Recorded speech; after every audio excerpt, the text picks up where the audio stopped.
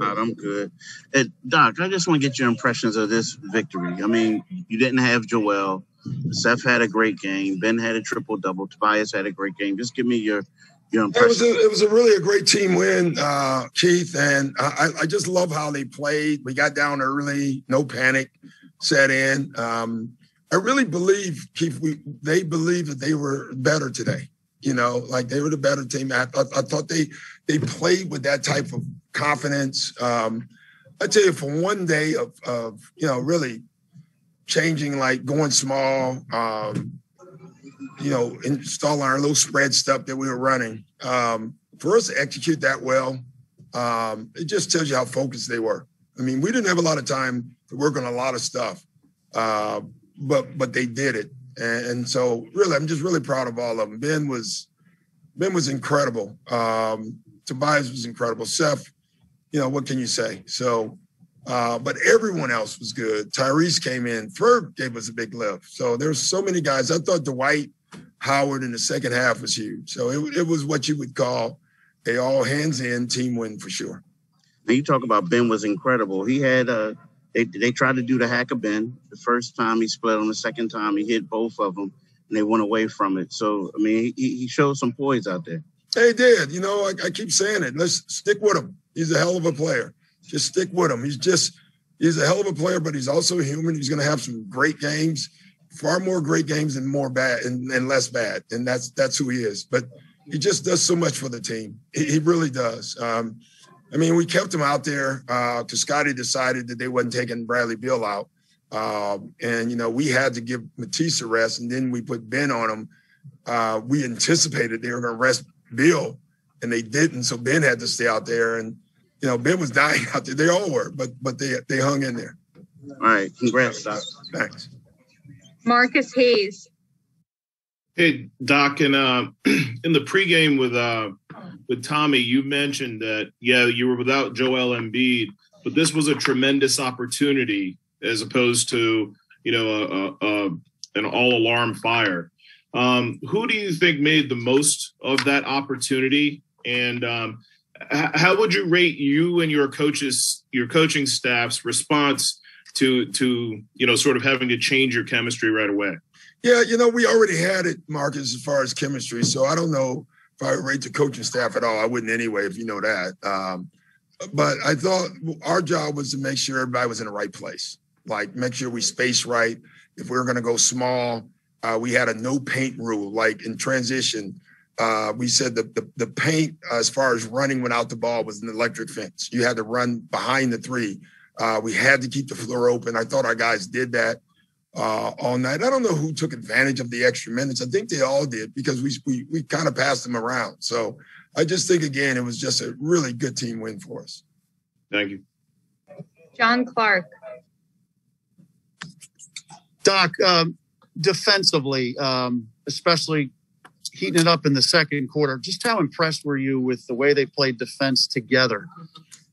John, my concern going small was transition because we had no rim protection. And in the second half, they had 0 transition points. I think they had 8 points in the paint. That just tells you how locked in everybody was, and we talked about the obstacles and all that stuff. And, I think one of the guys said if you don't have an obstacle and you reach your goal, it probably wasn't a great goal. So I think our guys decided this is one of the obstacles we had to get through tonight. They did it. But defensively, that's what we're going to hang our hat on every night. And I thought we did a great job of it tonight.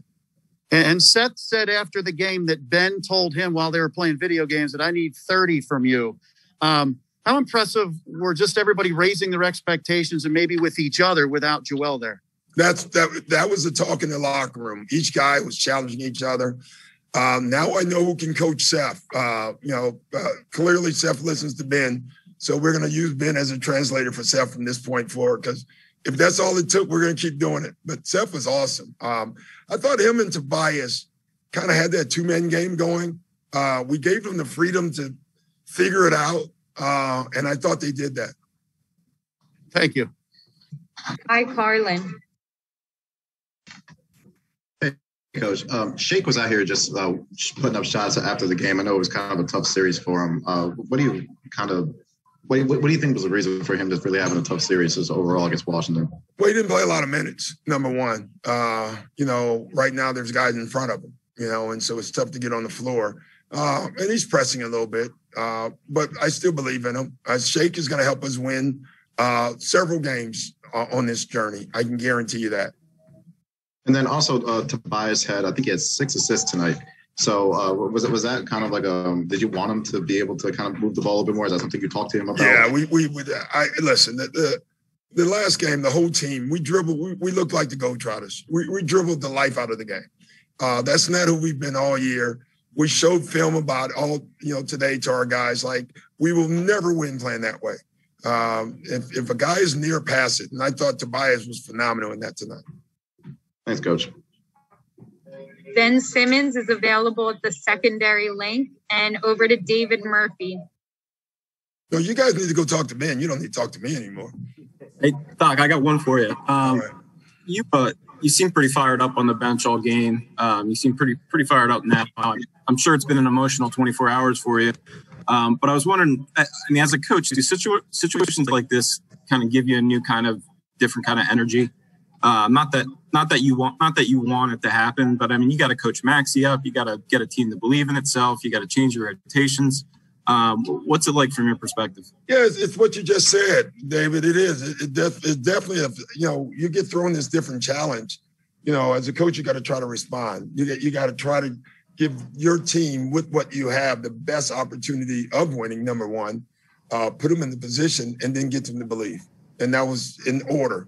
What we believe, I tell you, trying to figure out who to start tonight, it was unbelievable how many times we switched lineups in the last 10 hours. We were all over the place. And, I thought as a staff, we did a hell of a job settling and going with it. So that was good. Good for everybody.